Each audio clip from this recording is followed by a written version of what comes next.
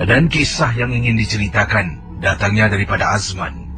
Azman menyeru saya, Kisi tolonglah, ketengahkan peristiwa pengalaman saya yang tak dapat saya lupakan. Perkara ini berlaku katanya antara perjalanan saya dari Hogang pergi ke Tampines menggunakan jalan yang dikatakan berhantu, jalan yang dikatakan berantai keras. Macam-macam nama saya dengar kata Azman tentang ataupun berkaitan dengan tempat ini. Jalan yang disebutkan adalah Old Tampines Road.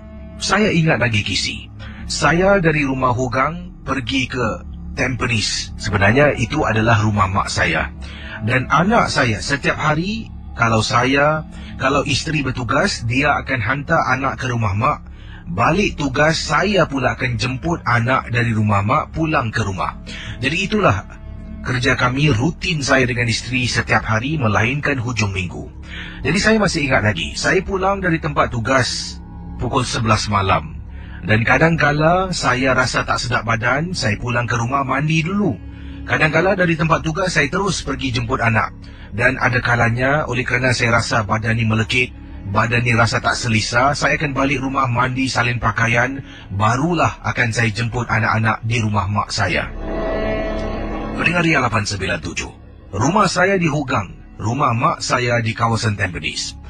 Bila saya pulang antara satu malam, kerana saya rasa tak sedap badan, tak selesa kerana terkena hujan bila bertugas. Maklumlah saya bertugas di Sembawang Shipyard dan saya ni kadang-kadang terpaksa berjemur di bawah panas. Jadi bila balik tu dah terlampau letih sangat, saya balik ke rumah mandi, bersihkan diri, barulah jemput anak-anak saya. Pendengar-pendengar Ria 897 FM, dalam perjalanan bila saya berada di kawasan Old Tampines Road, setelah pulang ke rumah, dah mandi, dah siap, saya keluar dan berada dekat kawasan tu hampir-hampir 12:30 malam. Di sana kalau Kisi lalu, Kisi akan nampak ada satu bus stop, perhentian bas. Bus stop tersebut betul-betul di hadapannya ada hutan kecil. Jadi bila saya lalu dekat kawasan itu, sekitar nak dekat 12:30 malam, saya ternampak ada seorang perempuan sedang duduk di perhentian bas, mungkin menunggu bas, ataupun tak tahu apa dia buat di sana pada waktu sedemikian. Saya pun pandu kenderaan saya pergi rumah mak.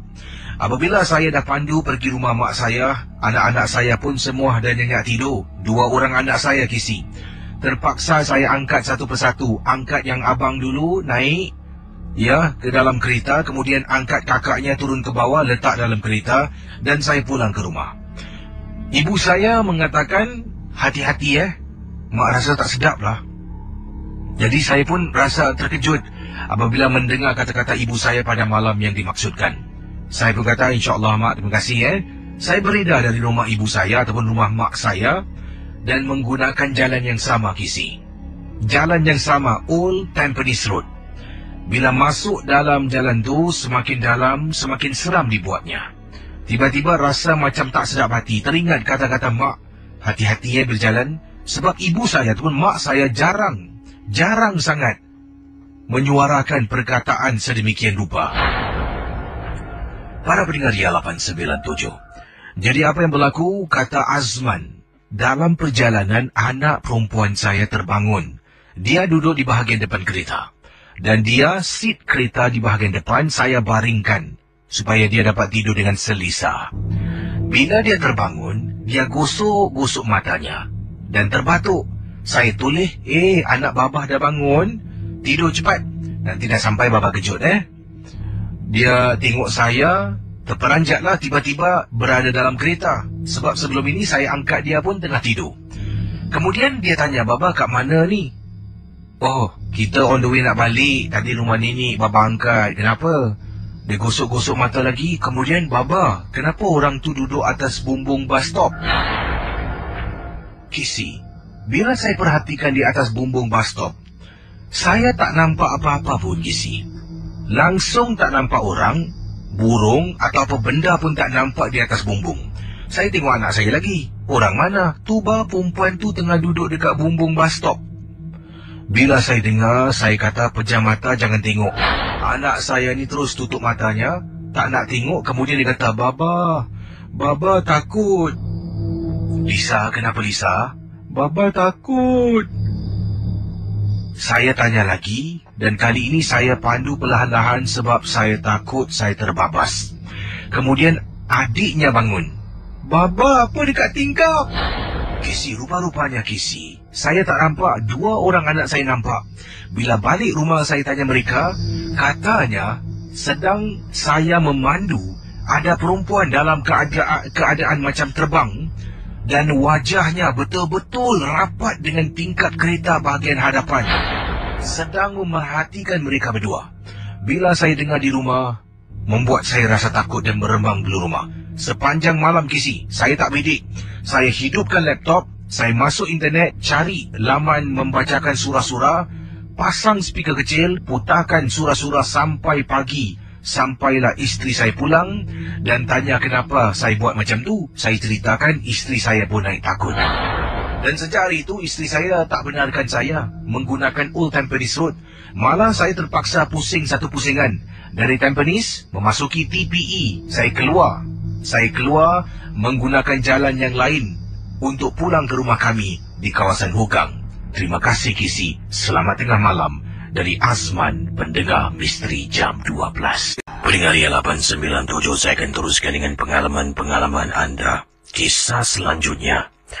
Dan sebelum itu, saya ingin beritahu anda bahawasanya rancangan MJ12 ini sememangnya hanya satu hiburan.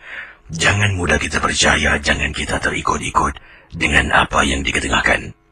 Selanjutnya, kisah yang ringkas dari kiriman SMS yang saya terima. Kalau ada kisah misteri yang ingin anda ketengahkan, anda juga boleh kirimkan kepada saya melalui kiriman SMS dengan kodnya kelab KLUB, jarak, nama anda, kisah misteri anda, dan hantarkan ke talian 72346. Kalau boleh, yang mengirimkan SMS kisah-kisah misteri anda itu diringkaskan. Sebab kadang-kala anda type panjang berjela, nanti akan terpotong. Jadi akan terlepas untuk saya ketahui apakah kesudahan kisah anda. Kalau boleh ringkaskan, dan bahasa anda gunakan tu jangan terlampau ringkas sangatlah. Jangan shorthand sampaikan saya tak faham.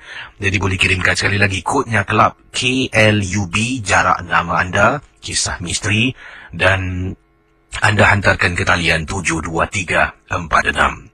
Saudara pendengar Misteri Jam 12, yang ini ingin saya sentuh. Kali ini kiriman daripada Hani. Hani berkongsi, katanya, apa kabar Kisi dan juga penggemar rancangan MJ12. Sekarang ini Hani sedang mendengar rancangan MJ12 bersama dengan ibu dan juga abang di ruang tamu sambil makan kacang. Hihihi, dia ketawa di belakangnya. Hani ingin sentuh satu kisah peristiwa yang Hani pernah alami. Waktu itu baru saja lulus ujian memandu. Dan Hani pula keluar waktu malam memandu bersama dengan abang. Jadi apa yang berlaku Kisi? Bila pergi keluar memandu dengan abang, niat di hati ni nak beli makan. Ibu pun kirim makan untuk bungkus. Kami anak beranak termasuk ayah memang sangat suka late night supper. Akan makan beramai-ramai, kadang-kala kami akan menonton TV ataupun VCD yang kami beli. Ataupun kadang-kala kami akan beramai-ramai macam sekarang mendengar rancangan Misteri Jam 12. Sebagai masa untuk diluangkan bersama dengan keluarga. Wah, terima kasih kepada Hani dan keluarga. Kata Hani, jadi waktu malam tersebut, kami pun keluar 11 malam. Dan ibu kirimlah beli makan, abang saya yang memandu. Jadi, kisahnya diteruskan. Malam yang dimaksudkan, katanya tunang abang saya ada kecemasan ibunya. Jadi apa yang berlaku, abang saya minta saya hantar dia ke rumah tunangnya setelah kami beli makan. Dalam perjalanan, kami beli makan di salah sebuah kedai 24 jam dekat dengan kawasan Jurong West lah kata beliau. Jadi dia dah beli makan dengan abang, nak buat bungkusan makanan tu balik ke rumah untuk makan dengan ibu dan ayah. Abangnya dapat panggilan kecemasan dari tunang, mengatakan ibunya sakit. Jadi abangnya pula, Hani pula mengikut abangnya, hantar abangnya ke rumah tunangnya. Sampai sana abangnya menguruskanlah tunang dan ibunya memandu kenderaan, dan Hani disuruh balik memandu. Jadi inilah kisah yang ingin diceritakan. Ketika Hani pulang ke rumah memandu seorang diri, dan waktu itu beliau baru lulus ujian memandu. Kisahnya bagaimana pendengar Ria 897 akan saya kembali selepas pesanan-pesanan berikut ini. Saya teruskan kisah yang dikirimkan oleh Hani awal tadi. Jadi bila dia pulang ke rumah seorang diri, dia memandu kenderaan. Abangnya terpaksa menghantar tunangnya dan bakal ibu mertua ke rumah sakit ataupun ke hospital berdekatan. Jadi waktu itu Hani katanya baru lulus ujian memandu dan pastinya Kisi, saya memang tak fasih dengan jalan raya. Nasib baiklah waktu itu 12 lebih tengah malam. Jadi tak banyak kenderaan, saya pun tak mudah rasa panik ataupun cemas. Bila saya pandu nak balik rumah, walaupun dekat tak jauh, salah belok sampai salah jalan. Tiba-tiba saya ni sebenarnya nak balik rumah saya berada Kisi nak tahu di mana tak? Pandu sampaikan nak masuk ke PIE. Tengok jalan Corporation Road.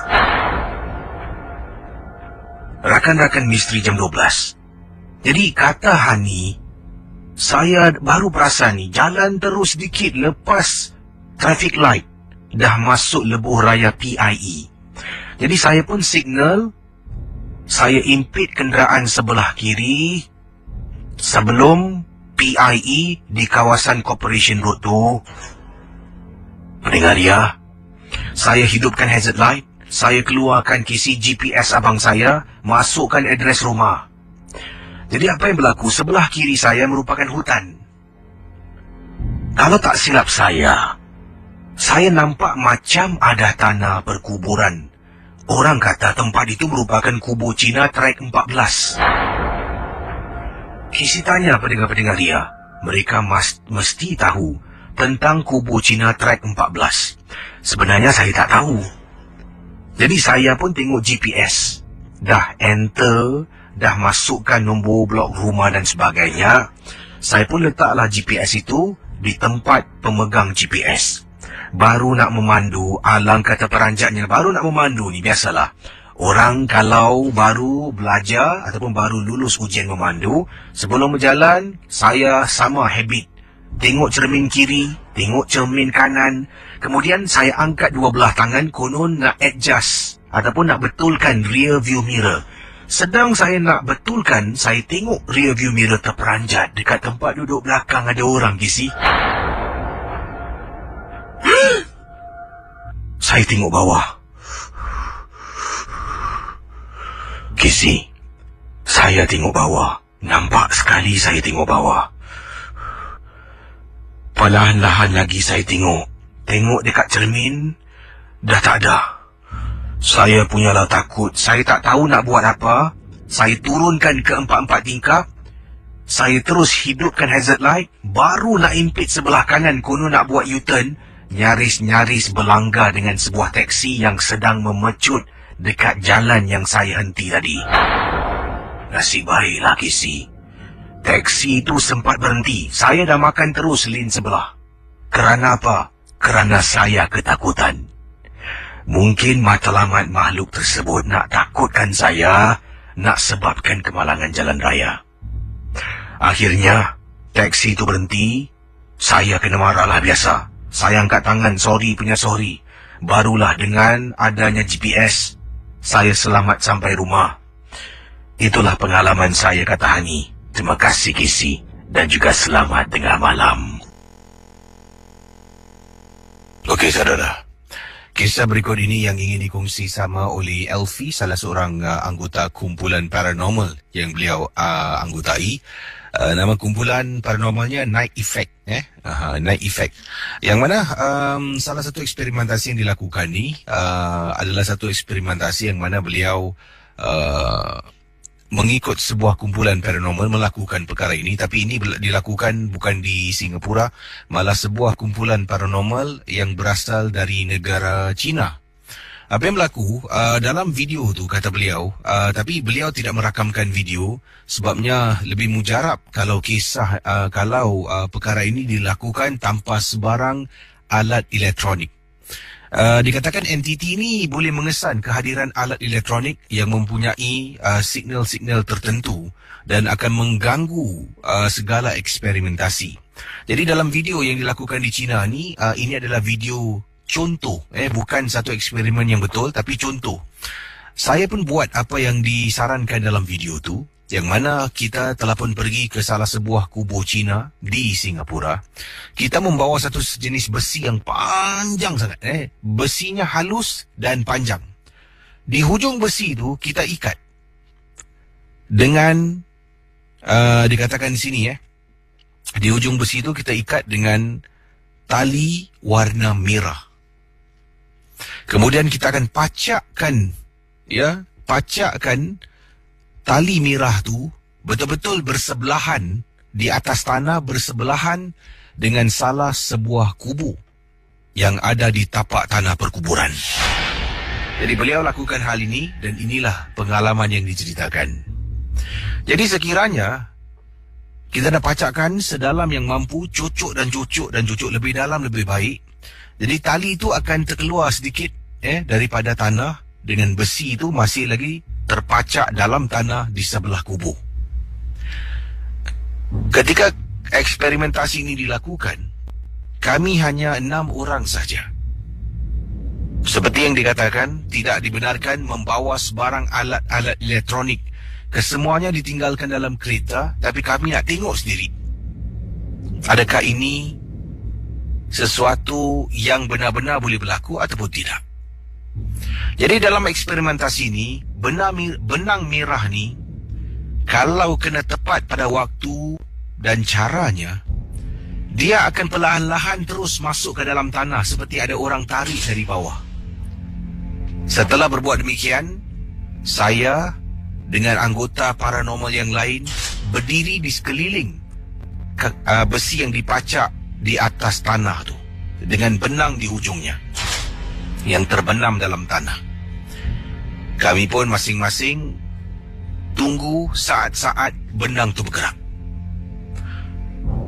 5 minit, masuk 7 minit, masuk 10 minit, minit yang ke-14. Sebab saya mengira waktu menggunakan stopwatch. Minit yang ke-14, benang tu bergerak. Seolah-olah dari bawah ada orang tarik. Kami daripada penat, mengantuk, terus jadi segar bila terlihat benang tu seolah-olah bergerak dan macam ada orang tarik.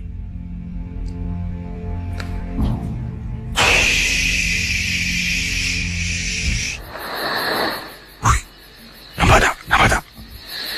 Kenapa? Bayangkan Brigadier 897 Mereka di kawasan tapak tanah perkuburan. Langkah yang pertama, benang tu dah ditarik sedikit. Kami pun diam, perhatikan.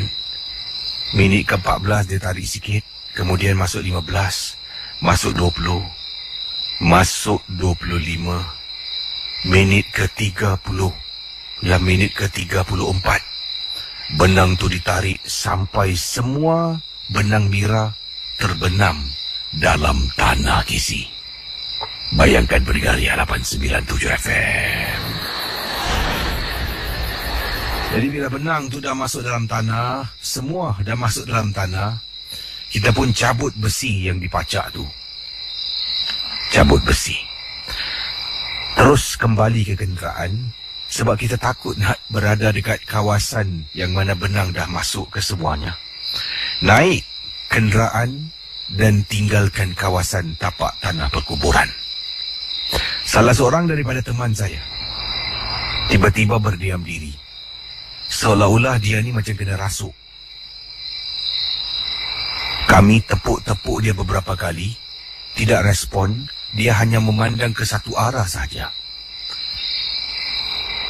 Kita cuba tenangkan dia. Ramai-ramai kita membaca surah dan baca.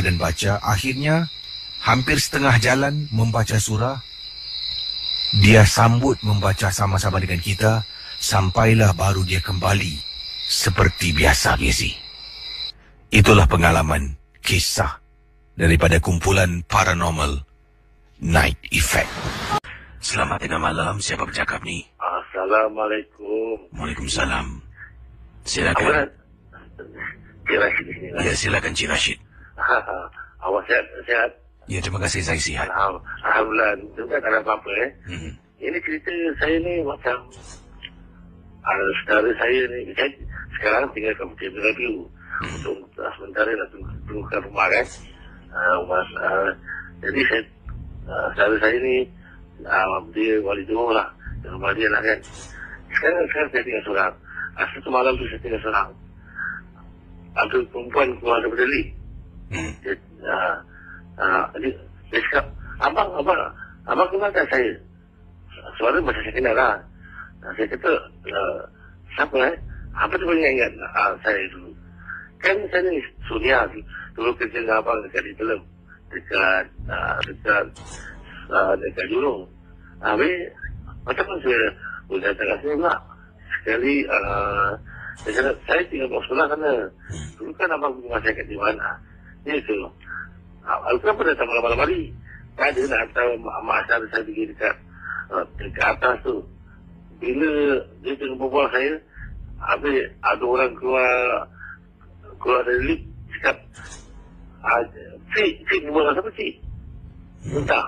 Saya tak tahu siapa dia kata, nama Suria. Tak ada orang tinggal masa-masa buat apa. Itu pengalaman saya di sini. Terima kasih, Cik Rashid.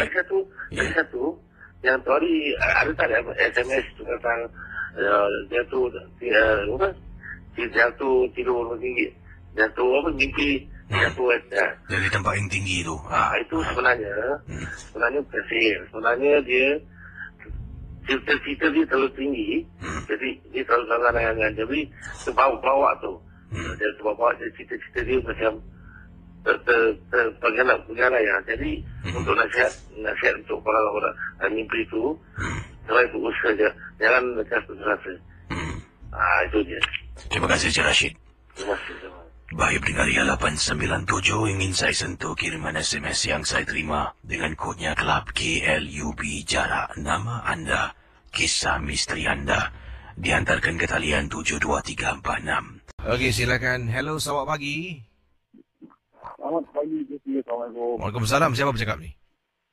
Saya dari Hulu Langat. Hulu Langat. Wah, orang Hulu Langat Selangor. Selangor, orang Selangor. Tadi pun ada orang Selangor berkongsi pengalaman Oh ya. Ya, tadi ada pendengar namanya Nita dari Selangor juga berkongsi pengalaman. Jadi anda pengalaman tentang apa ni? Silakan.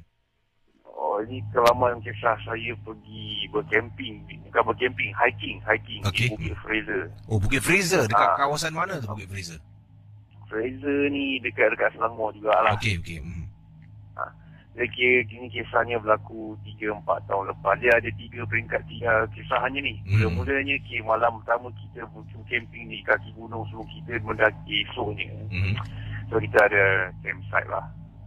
So malam pertama lepas set up kemah semua macam biasalah, camping, pasang api, lepak semua. So malam camping yang pertama tu pukul lebih kurang pukul 1 pagi lebih, lepas semua dah lepak-lepak, kemah masuk kemah. Saya ni memang jenis kalau tempat baru susah sikit nak tidur. So 1 lebih tu dalam kemah tu saya dalam setengah jam lepas saya duduk kebi-kebi dalam kemah seorang-seorang, jenis kemah seorang masuk boleh buat seorang. Saya terdengar tapak kaki macam berkeliling kemah kita orang tu. Perlahan-lahan je macam cek semua kemah lah. Kawan pelan-pelan tapak saya macam nak buka, cakap tak berani lah pula kan, nak tengok kan. So saya macam tak apalah, pura-pura je dah sampai tidur lah. So esok paginya tak ada masalah, kita kemas barang, kita startlah mendaki ke puncak semangkuk nama tempat tu. Naik tak ada masalah je sih, tu semua okey lah. Sebab siang malam kita orang terlewat pun, kita orang berbalik itu dah maghrib. Rambutan je sih, bila dia malam gelap dia lain macam, orang duduk sebelah-sebelah pun tak nampak muka. So bila sampai satu kawasan, saya ingat lagi, kita daripada 30 ke 40 orang kita pecah di group of 4 people tau.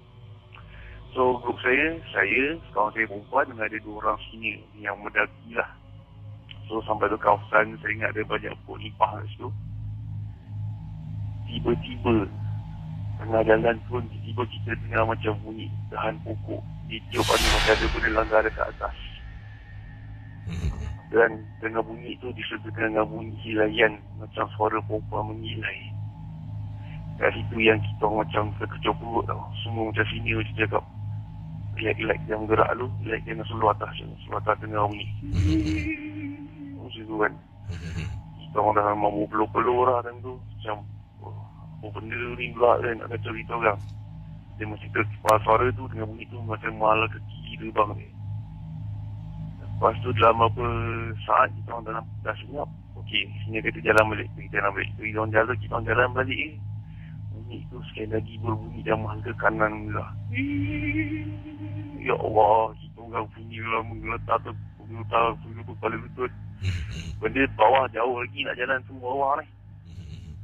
Lepas kita orang free lama sikit, benda tu dah betul-betul hilang. Baru kita orang turun. Sampai bawah, dekat parking kita, ingat dah settle lah. Kita siap-siap, semua kemas barang, masuk kereta, drive balik. On the way balik tu, kena lagi lah pula si saya yang drive. Dekat situ, on the way jalan dia macam satu jalan. Kiri kanan, macam hutan, kanan macam gaung. So dia satu jalan je, satu arah, dia tak ada sempang. Dia ada lalu satu jabatan. Jabatan tu saya ingat dia ada macam orang macam graviti tau. Saya perasan kita lalu kat jabatan tu 3-4 kali. 3-4 kali jabatan yang sama. So saya macam pelik lah. Memang depan tak ada kereta. Sekarang lagi saya seorang dengan kawan saya dalam satu kereta. Kawan saya memang dah lelap tidur. Memang seorang mesti mengemang, rasa macam lain macam kan. Sebab benda dalam pasal sama saya pun ada baca sikit. Saya tempuk bumbung kereta. Oh, saya nampak jalan dan saya nampak pulang dengan selamat. Itu kisah saya pergi Bukit Fraser dan buat hiking lah. Memang tak ada lupa lah dengan gangguan daripada painting naik turun sampai balik. Apa-apa. So setakat tu je lah pengalaman saya ke rasa tu. Jadi Bukit Fraser ni adakah ia satu tempat yang juga ada kunjungan pelancong-pelancong ke atau hanya orang tempatan yang tahu? Ada Ada. Dia atas sikit semua tempat saya pergi tu dia di jalan sebelum nak sampai ke tempat pelancongan tu lah. Ada tempat hiking ni, tempat-tempat hiking tu memang keras sikit lah. Itu kalau saya tak lupa lah 4 tahun lepas. Terima kasih pada teman kita dari Ulu Langat. Selamat pagi. Sama-sama, selamat pagi. Selamat pagi. Waalaikumsalam. Ini adalah satu peristiwa yang dialami, kata kiriman dari Fauzi. Fauzi berkongsi kisah beliau ketika menunggang motosikal pada waktu malam. Dan hal yang diceritakan ini berlaku di salah sebuah kawasan di Yishun, katanya Fauzi. Kita kongsi sama kisah kiriman Fauzi kepada saya dalam rancangan Misteri Jam 12. Pendengar Ria 897, Fauzi kata pada malam tersebut saya sedang menunggang motosikal seorang diri. Hal ini berlaku di kawasan Yishun. Saya tak nak beritahu lebih tepat lagi di mana. Waktu itu daripada Yishun sedang menuju ke arah laluan ke Seletar. Di Seletar tu tempat kawan-kawan saya berkumpul. Kita nak lepak dekat kawasan Seletar untuk duduk. Pada malam tu saya menunggang motosikal. Kebetulan di hadapan saya ada kenderaan, ada sebuah kereta. Jadi saya pun ikut tunggang belakang kereta tu. Dekat satu laluan KC simpang 4 saya ingat lagi. Di mana dekat satu kawasan tu adalah hutan. Kereta ni sedang memandu. Saya di belakangnya ikut sebab saya pun nak belok. Tiba-tiba kereta ni jam brake. Saya hampir langgar belakang kenderaan yang ada di hadapan saya. Hampir kisi, tapi selamat saya dapat hentikan motosikal dengan secepat mungkin tanpa ada sebarang kemalangan. Saya dapat kawal motosikal saya, katanya Fauzi. Kemudian saya high beam dan horn 2 kali. Pemandu di hadapan berhenti, tekan hazard light. Saya turun dari motosikal menghampiri kenderaan. Kata Fauzi, pemandu tu keluar dan saya terperanjat nampak seorang pakcik, orang Melayu dengan berkopiah. Katanya, nak minta maaf, nak pakcik minta maaf. Kata pakcik tu pada saya, pakcik, kenapa pakcik main jam brake sembarang? Saya nak marah pun tak sampai hati, jadi saya nasihat dengan kata yang baik. Pakcik tahu tak, saya kat belakang motosikal, nasib baik saya tak langgar pakcik. Kalau saya jatuh pakcik, macam mana? Minta maaf. Kenapa pakcik break tadi Pakcik ingatkan lampu nak bertukar ke? Kata pakcik itu, bila dia sedang memandu, di mana saya di belakangnya, dia memang tahu. Tapi bila dia tengok rear view mirror, dia pandang depan, baru nak ke depan kenderaannya, ada perempuan lari melintas depan kenderaan beliau. Kata pakcik itu pada saya, baru dia nak bergerak, ada perempuan lari melintas. Saya kata, pakcik, mana ada orang? Saya tak nampak orang pun. Kata saya dengan pakcik itu, dalam hati ni pakcik ni nak buat cerita tak? Dah lah pakcik, saya tak kisah pakcik. Saya tak kisah, yang penting pakcik jangan buat macam ni lagi, berbahaya. Kata saya kepada pakcik tu. Tapi pakcik ni pusing, nak, aku tahu kau tak nampak, aku tahu, tapi tadi betul-betul ada orang. Perempuan bongkok, rambut panjang. Pakcik tengah nak jalan, dia lari depan kenderaan pakcik. Bila saya dengar kata-kata pakcik tu, saya rasa takut. Jadi apa yang saya lakukan? Saya minta maaf dengan pakcik tu. Saya kata, lain kali hati-hati je pakcik Saya menunggang motosikal, tinggalkan kawasan tu. Saya speed up untuk ke Seletar berjumpa dengan teman-teman saya. Casey, tak tahulah, adakah mungkin pakcik tu buat-buat cerita sebab dia pijak brek saya hampir-hampir langgar dia, ataupun memang benar-benar tempat yang diceritakan dekat kawasan Yishun ni memang berhantu. Entahlah. Terima kasih. Selamat tengah malam dari Fauzi. Yang ini kiriman daripada Encik Ruslan. Kata beliau, Assalamualaikum pada KC Champion. Terima kasih. Waalaikumsalam. Saya Encik Ruslan nak berkongsi pengalaman dan peristiwa yang dialami oleh saya.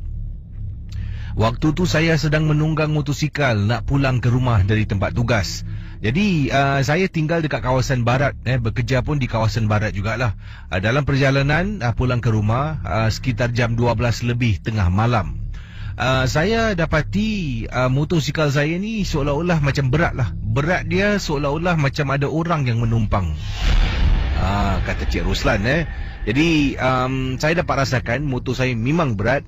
Saya terpaksa berhenti di tepi jalan, iaitu di Lebuh Raya, bahu jalan lah, kata Cik Ruslan. Bila saya cuba periksa motosikal saya, mungkin ada sesuatu yang tak kena, tersendat pada tayar.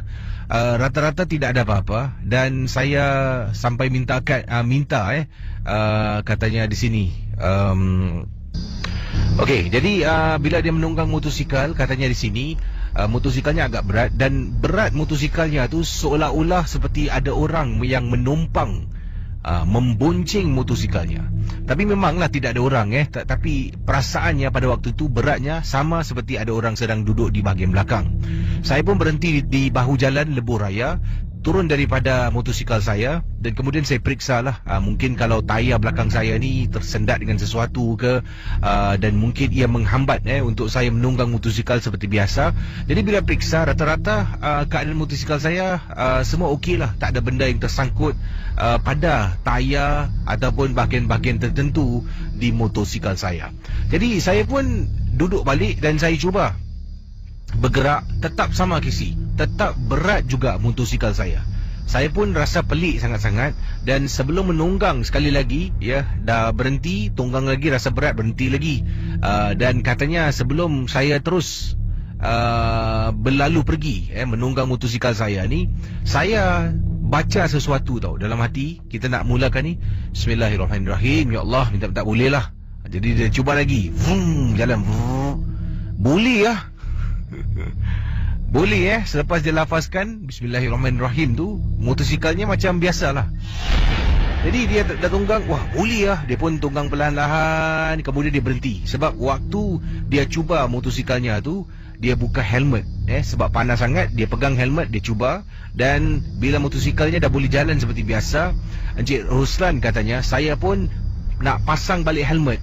Jadi bila pasang balik helmet, saya ni tergerak hati nak toleh belakang. Alangkah terperanjatnya, awal tadi Cik Ruslan berhentikan motosikal di bahu jalan di lebuh raya.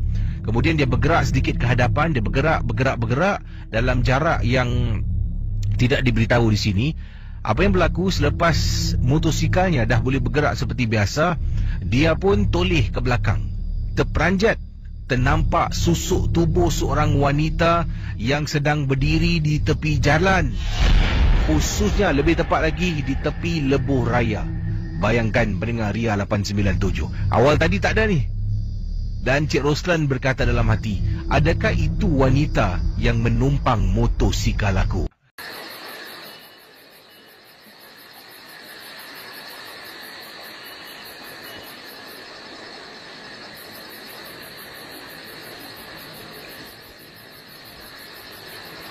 Ajak. Betul ke? Tempat dia dekat sini? Betul. Dah banyak dah kali aku tanya kawan aku. Oh, betul tempat dekat sini? Kenapa kau tak pergi siang hari? Malam-malam macam ni seram lah. Kau ni pun, kalau kau nak mujarab, diorang kata datang waktu malam. Siang-siang boleh pergi.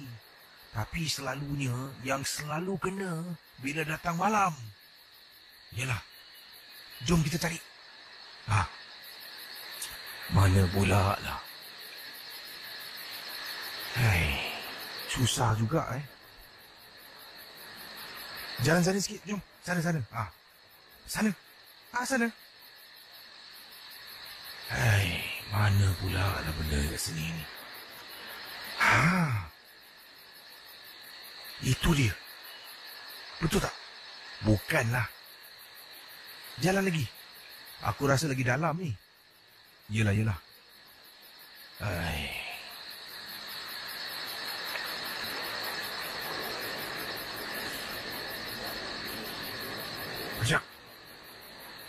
Ajak kau dengar tak?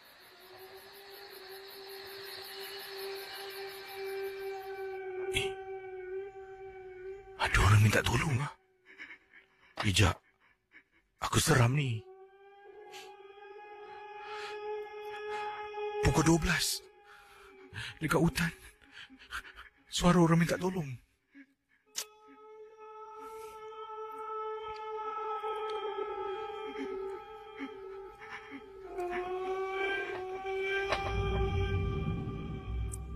Pendengar Misteri Jam 12. Ini kisah yang dikatakan benar-benar berlaku. Tapi entah benar ataupun tidak.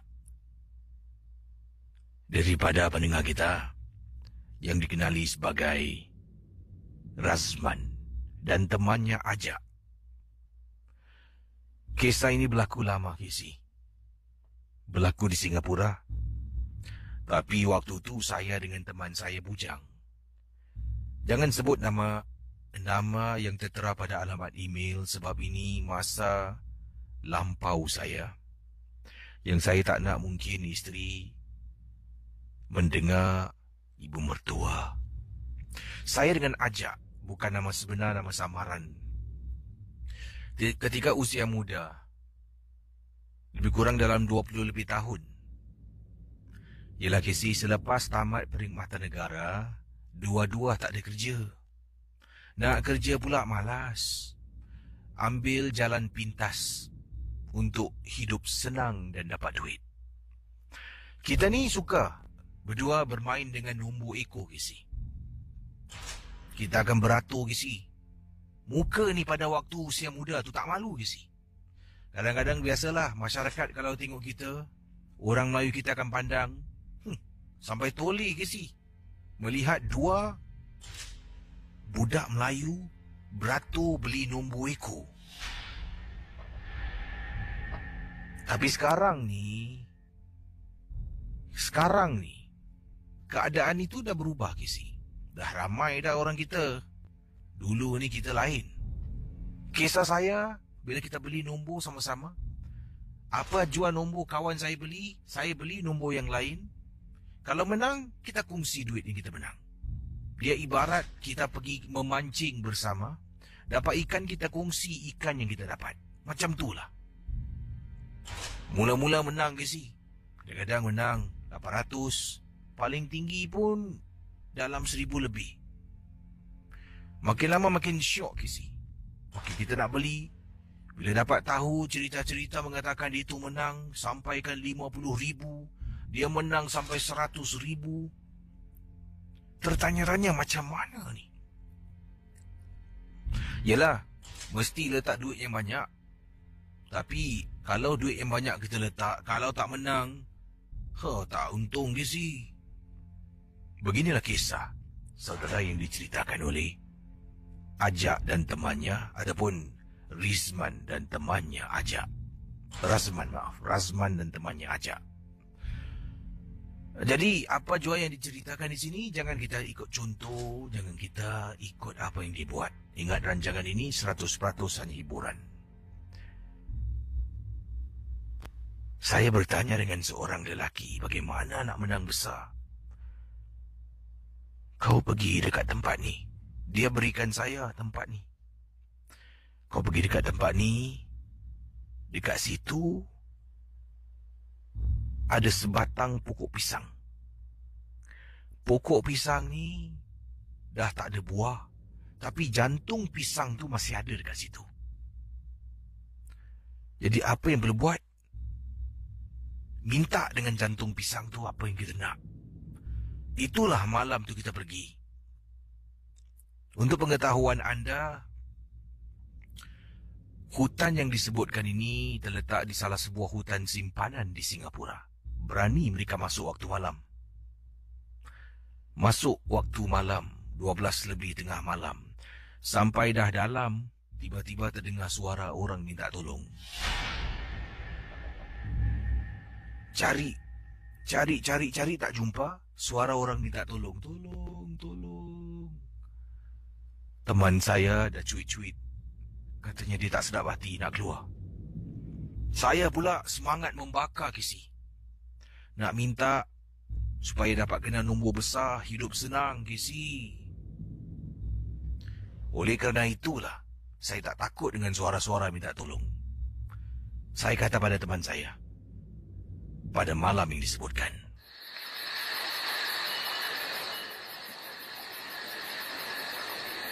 "Man, jomlah kita pergi. Kau ni baru sikit kena cabaran. Orang cakap kalau nak jadi kaya bukan senang. Itu cabaran kita tahu. Itu kita diuji. Jomlah, cepat." Tapi mana tengah-tengah hutan pukul 12 tengah malam ada orang suara minta tolong. Kau jangan fikir itu semua. Itu menghalang kita daripada mendapat rezeki. Aku rasa tu pokok pisang tu. Tu. Ya Allah. Jom. Pendengar Ria 897 FM. Akhirnya Ajak dan Razman jumpa pokok pisang yang disebutkan. Katanya, Kisi, satu pemandangan yang cukup menakjubkan. Dalam hutan, kiri, kanan, depan, belakang semua pokok-pokok besar. Tapi dekat tengah-tengah tu tiba-tiba ada sebatang pohon pisang yang tidak berbuah, tetapi ada jantung pisang dekat tengah-tengah. Jadi apa yang kita perlu buat? Katanya di sini pokok pisang tu dah ada penunggu. Kita minta apa yang kita nak dengan cara begini. Saya tak boleh jelaskan cara yang dilakukan dengan penuh. Takut-takut nanti pula ada yang mengikut. Jadi dia dah buat sesuatu, kemudian saya bawa dengan saya jarum yang agak besar. Jarum tu diikat dengan benang warna hitam. Jarum tu diambil, cucuk. Ambil jarum tu, cucuk pada jantung pisang yang ada. Kita cucuk pelan-pelan. Dah letak benang hitam, cucuk. Tarik benang tu jauh. Kita tunggu. Tiba-tiba, benang hitam yang kita tarik, Casey, rasa macam ada orang rentap beberapa kali. Teman saya nampak, saya boleh rasakan. Casey, tiba-tiba terdengar suara perempuan menangis pada malam itu.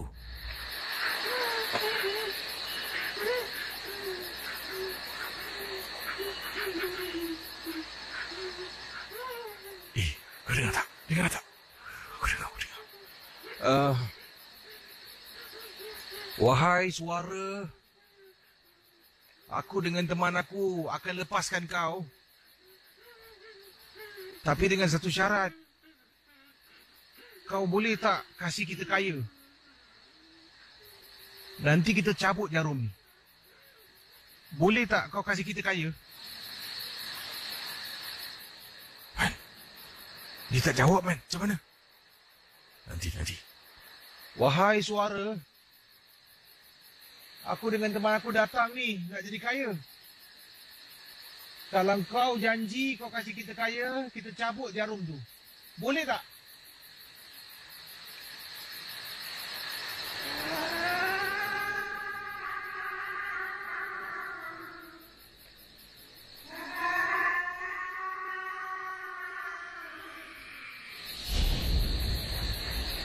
Pendengar Ria 897.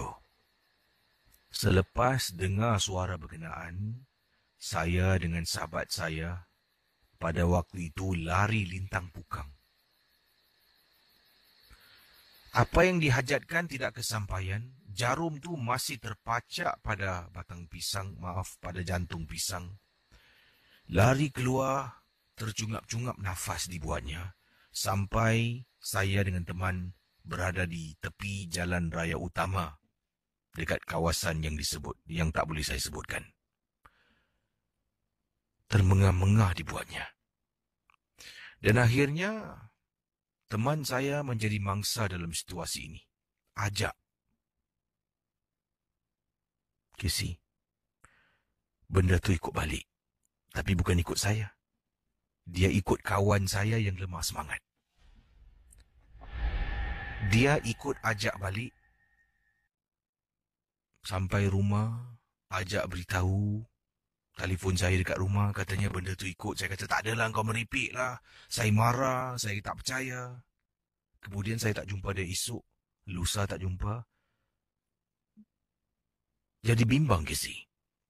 Waktu tu tak ada handphone. Jadi kalau nak jumpa betul-betul, cari dia dekat rumah. Datang dekat rumah, dia dalam keadaan sakit. Saya datang tengok dia dalam bilik sedang terbaring. Tanya pada ibunya, katanya dah 2-3 hari dia macam ni.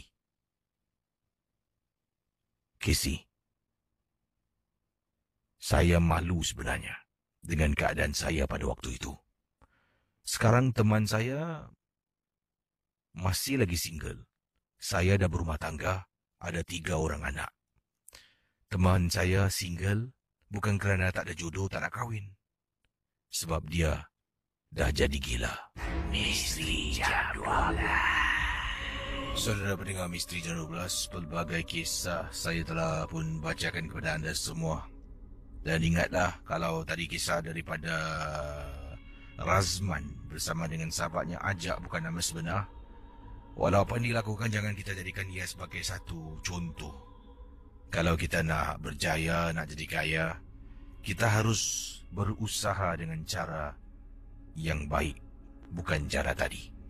Kalau benar-benar kisah Razman dan temannya Ajak memang berlaku pada dirinya, kalau memang benar-benar berlaku, kita jadikan ia sebagai satu iktibar. Tapi kesian melihat temannya dalam kisah ini mengatakan temannya, dia dah berumah tangga, ada anak 3, ada isteri. Temannya tidak senasib dengan beliau. Temannya dah pun menjadi gila, katanya dalam kiriman email. Saya pernah bertanya dengan seseorang, mengatakan kalau kita keluar dalam satu kumpulan, ini entah benar ataupun tidak, tapi penjelasan yang diberikan. Kalau kita keluar beramai-ramai lah, mungkin pergi adventure dan ataupun jalan-jalan ke, pergi trekking, tak kisahlah. Mungkin dalam kumpulan tu ada 4 orang. Dalam 4 orang tu, cakaplah ada makhluk nak ikut balik. Lazimnya dia akan ikut balik orang yang paling lemah semangat. Jadi kisah tadi yang mana saya baca, kita dapat tahu teman Razman ajak ni beberapa kali nak undurkan diri, katanya takut bila dengar suara minta tolong. Tapi Razman ni bersungguh-sungguh katanya nak pergi. Sebab itulah kemungkinan pada pandangan saya. Ajak diganggu sampailah ikut pulang ke rumah. Berikut kisah daripada kumpulan SS dikenali sebagai juga Soul Searchers. Sebelum itu, di sini ada sesuatu tentang kumpulan ini yang pendengar kirimkan email ingin anda tahu. Yang pertama, Soul Searchers adalah kumpulan paranormal, salah satu kumpulan paranormal di Singapura. Dan setiap kali kalau kami nak keluar, kami paling ramai boleh membawa 3 orang. Paling ramai 3 orang setiap kali kami akan keluar dan buatlah penyelidikan, katanya. Dan dalam kumpulan kami tidak memanggil nama individu. Seperti dalam kiriman email, nama pengirimnya Amran. Tetapi dalam kumpulan ini saya dikenali sebagai Brother Incredible. Ada juga nama-nama samaran yang lain, seperti Motion dan sebagainya di sini. Kenapa agaknya kami menggunakan nama-nama samaran? Sebab kami pernah rujuk kepada bukan 1, malah 4 orang pakar yang mengatakan dengan memanggil nama kami yang sebenar, benda itu akan mengganggu dan boleh mengikut kami pulang ke rumah. Sejauh mana kebenaran kami tak pasti, tapi kalau dah 4 orang cakap macam tu, kami harus menggunakan nasihat yang diberikan. Baik, kata Amran ataupun lebih dikenali sebagai Brother Incredible dalam kumpulan Soul Searchers ini, setiap kali nak keluar, nak membuat satu penyelidikan tentang kehadiran makhluk halus, paling ramai 3 orang. Ketua kumpulan kami, iaitu Brother Motion, akan hantarkan kiriman email kepada semua ahli anggota. 3 orang yang kirimkan terpantas balasan ataupun membalas kiriman email itu, 3 orang itulah akan ikut sama melakukan penyelidikan. Kenapa agaknya, kalau Kisi boleh tanya? Kenapa 3 orang dan tak lebih? Bila 3 orang, katanya di sini, better result. Lebih sunyi, lebih senyap, tidak bising dan mudah menjalankan sesuatu penyelidikan. Cuba bayangkan, kalau Kisi masuk tanah perkuburan, niat di hati nak rakamkan sesuatu, tetapi yang pergi sampai 14-15 orang. Bagaimana agaknya Kisi? Macam mana nak dapatkan sound audio yang diinginkan? Pasti tak boleh. Jadi 3 orang ni pun dah kira banyak, dah kira ramai, kata Encik Azman, tapi itulah yang paling selamat. Jadi berbalik pada kisah yang dialami. Ketika itu, Brother Incredible dan juga pengetua ataupun ketua kumpulan Brother Motion dan juga seorang lagi yang dikatakan di sini telah pun mengikuti rombongan memasuki salah sebuah tanah perkuburan di Singapura. Kubur yang kami pergi adalah sebuah kubur yang lama di kawasan Kranji. Mungkin ramai yang tak tahu. Kubur ini terletak di sebelah barek army yang lama. Kami sampai ke sana sekitar pukul 12.30 tengah malam. Dan Kisi, memang betul, 3 orang saja pergi. Kami membawa beberapa alat detektor, termasuklah sound recording ataupun sound recorder yang dibekalkan bersama. Bila masuk dalam, kalau 3 orang memang menyeramkan. Kami disambut dengan bauan yang cukup harum dan wangi. Dan kami tidak dibenarkan bercakap. Setiap kali kalau nak cakap sesuatu, kami akan beri isyarat. Ataupun keluarkan kertas, tulis di atas kertas. Itulah yang kami praktikkan. Dan sejauh ini keputusannya memang memuaskan. Saya akan kirimkan email pada Kisi tentang apa yang dapat saya rakamkan ketika kumpulan saya Soul Searchers memasuki tanah perkuburan Kranji. Tetapi yang menakutkan Kisi, mungkin para pendengar Ria 897 FM ada di antara anda pernah memasuki tanah perkuburan Kranji. Kalau kita masuk sebelah dalam, akan ternampak satu pohon rindang yang tidak begitu tinggi. Di pohon tersebut, Casey, ada digantung buaian yang dibuat dari tali dan kayu papan. Bayangkan, malam tersebut, saya dan teman-teman saya datang 12.30 malam. Bila sampai dekat dalam, memang tak ada orang. Tetapi nampak buaian tu bergerak dari jauh.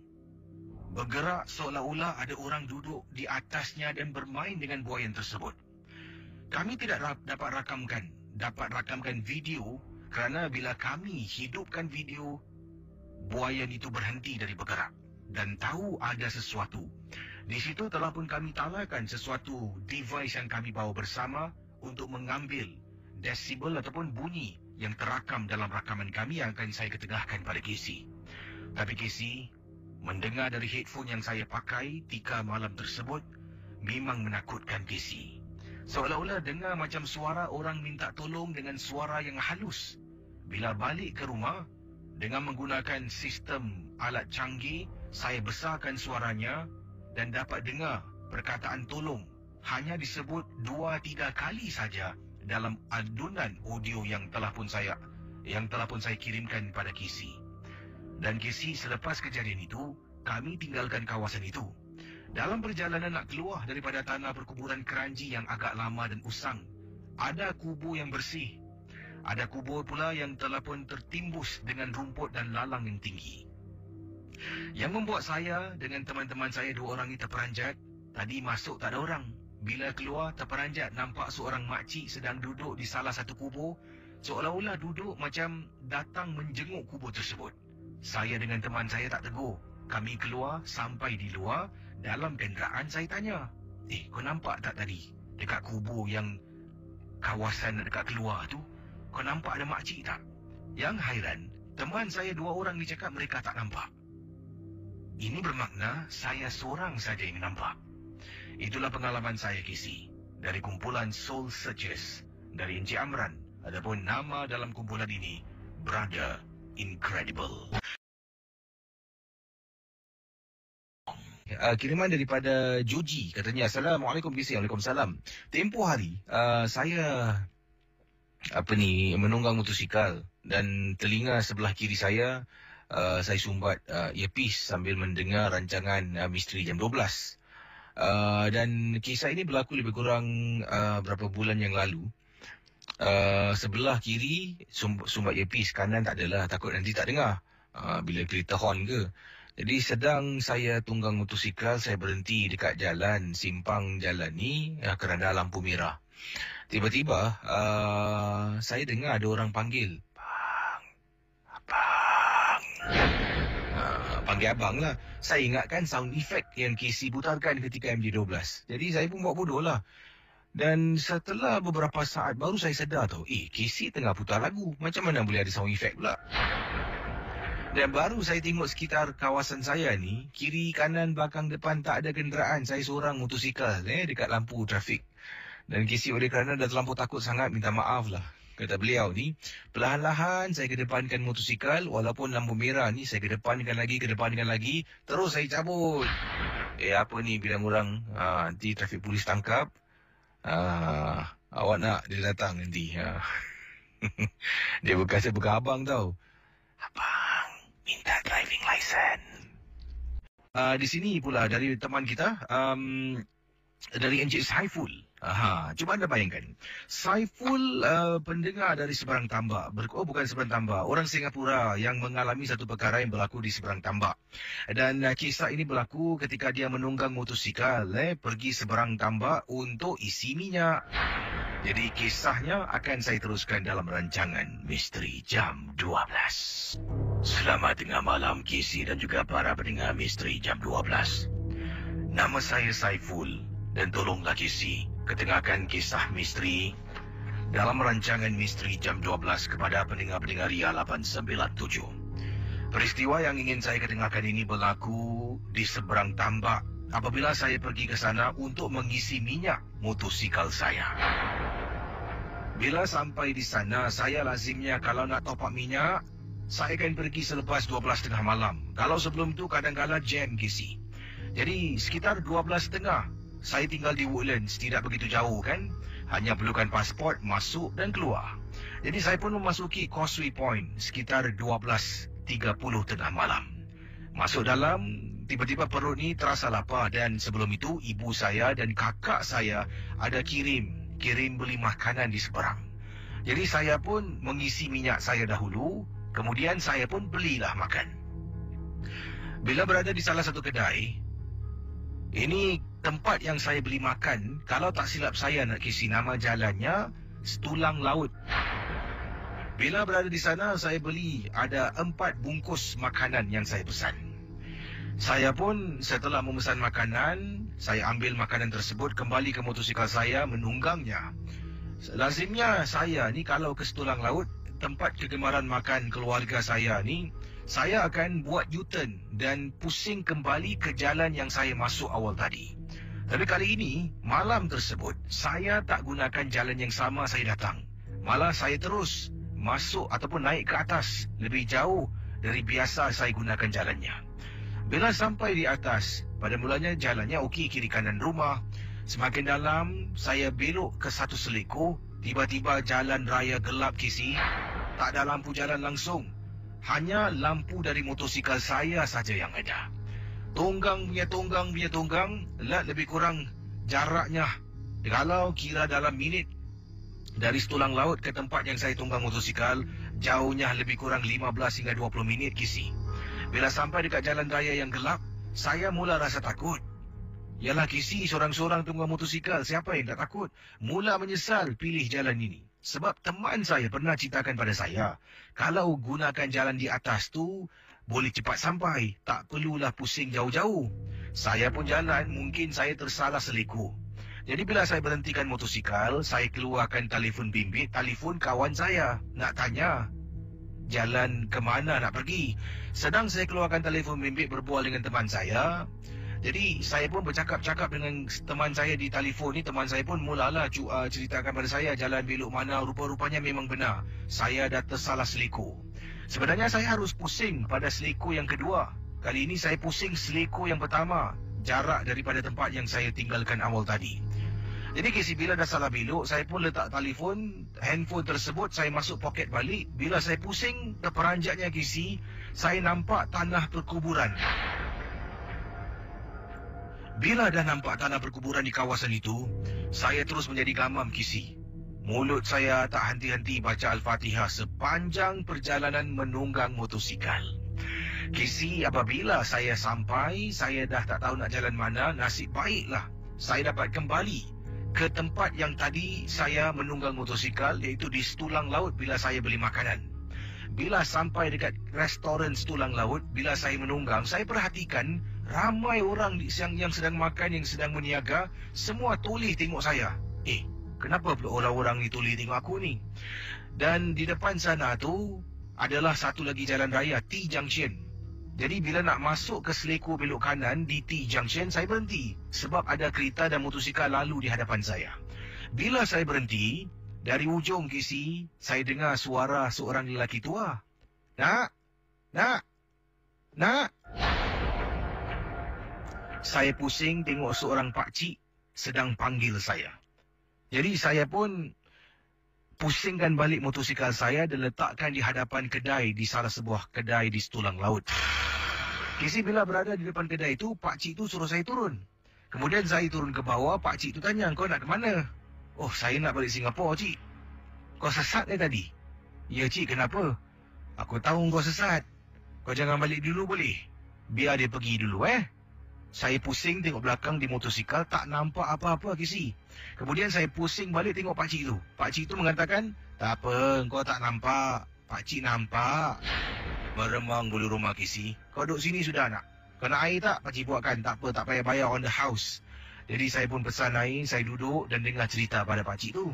Pakcik itu kata di belakang Setulang Laut ada satu villa dan juga ada tanah perkuburan.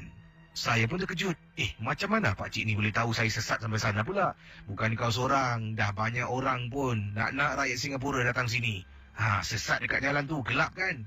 Saya pun angguk. Tak apa, dia kat situ lagi, kau tunggulah. Nanti lagi 5-10 minit, dia dah bosan, dia belah. Betul kisi. Setelah lebih kurang 20 minit saya duduk di warung pakcik tersebut, dia kata, dah kau boleh balik dah. Dia dah tak ada dah. Saya dengar, saya pun tanya, cik betul ke cik? Betul, kau balik sudah. Saya menunggang motosikal pulang ke rumah dan Alhamdulillah benda tu tidak ikut saya kisi. Terima kasih dan selamat tengah malam. Saya ingin ketengahkan satu peristiwa yang ringkas. Datang dari seorang pendengar. Ini berlaku di salah sebuah tanah perkuburan Cina di Singapura. Beliau dan juga 3 orang sahabat sebenarnya nak buat satu dokumentari pendek tentang tanah perkuburan Cina. Dan ini untuk tesis, untuk tesis sekolahnya. Jadi untuk mendapatkan footage tanah kubur. Dan mereka telah pun pilih untuk pergi di waktu malam sebab lebih menambahkan elemen seram untuk tesis mereka lah. Ini saya rasa ni budak pelajar universiti. Namanya Ridwan, berkongsi peristiwa dia dan juga 2 orang sahabat project mate lah. Jadi pergi ke salah sebuah tanah perkuburan Cina. Beliau tak terangkan di mana, tak sebutkan di mana. Apabila saya terperanjat, ternampak di satu kubur Cina ni besar. Depan kubur tu banyak sangat patung-patung berhala yang diletakkan. Tak tahu apa tujuannya, kata Ridwan. Dan ada juga patung-patung yang dalam keadaan sedang duduk bersila.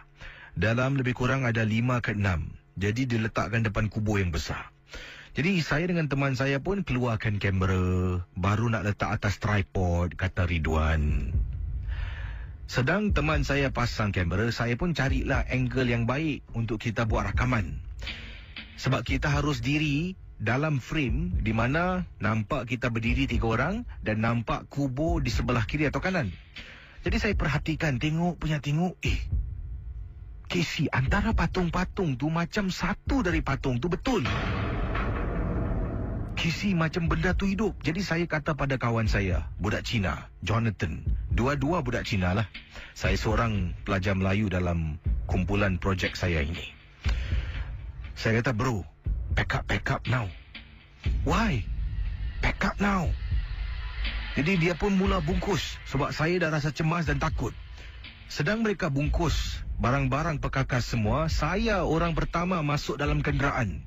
Bila Jonathan dan rakan saya satu lagi, Timothy, nampak saya dalam keadaan ketakutan, mereka lebih cepat Casey. Sampaikan saya tengok mereka tak sempat nak masukkan tripod dalam beg.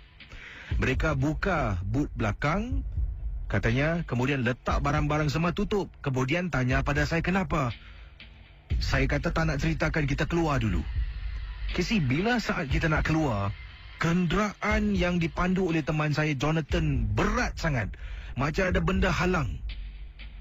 Dia tekan minyak berat, Casey. Kemudian saya kata padanya, John, press the brake. Saya takut. Kalaulah benda tu tak tahulah apa jua kuasa lepaskan, kita mesti terbabas. Teman saya tekan brake. Kemudian saya pejam mata, saya baca surah Yasin di kubur Cina. Kemudian teman saya kata pada teman, drive now. Baru masuk gear, baru boleh keluar Casey. Sampai luar, teman saya 2 tercengang, tak boleh bercakap. Sepanjang perjalanan entah tak tahu kami ke mana. Keluar, pandulah ikut jalan. Jalan terus, belok.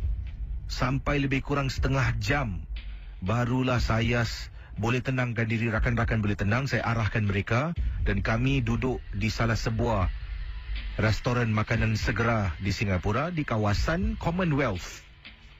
Di sana tu dah letakkan kenderaan, kami duduk dan kami pesan makanan, barulah kami berbual. Kami batalkan niat nak buat rakaman tesis kami di kawasan tanah perkuburan Cina dan malah kami hanya mengambil footage dari YouTube saja untuk menjadikan bahan tesis kami. Terima kasih Casey dan selamat tengah malam.